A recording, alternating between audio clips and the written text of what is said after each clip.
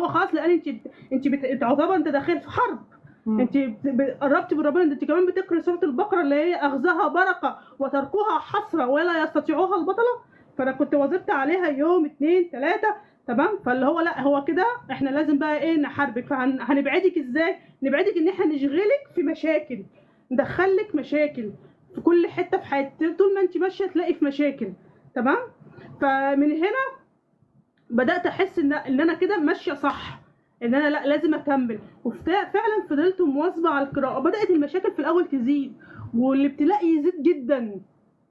هنا بقى دخل اختبار ربنا، ان انت هنا مع الابتلاء هل هتوقف هتبعد عني، هل خلاص هتبدا بقى تسيب القران وتسيب الحاجه وتحس ان انت كده الطريق ده لا، ولا هتكمل فيه.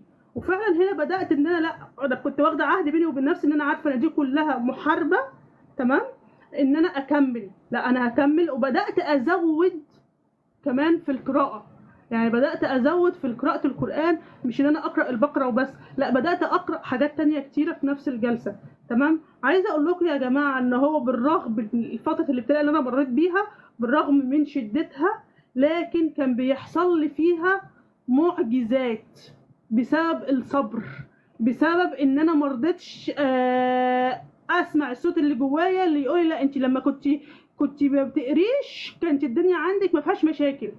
ما كنتش برضه اسمع الصوت ده تمام. فكنت بحارب من جوايا، كنت قاعده اقول بيني وبين نفسي لا لو هم شياطين القران اقوى منكم، ربنا الاقوى، ربنا اللي خلقكم تمام. ففضلت اكمل في القراءه دي. عايزه اقول لكم ان في معجزات يعني تعتبر بالنسبه لي انا كمعجزات كانت بتحصل لي في عز ما الدنيا ضلمه جدا جدا جدا، والدنيا ما تنفعش خلاص، والدنيا واقفه خالص.